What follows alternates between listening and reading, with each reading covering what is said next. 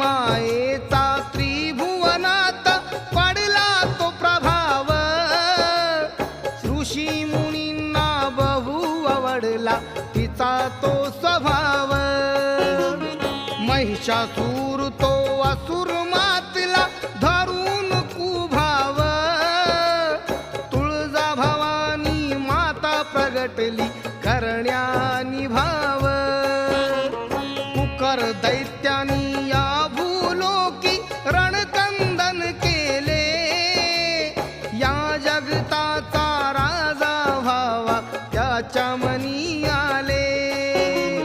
Shiv शंभूची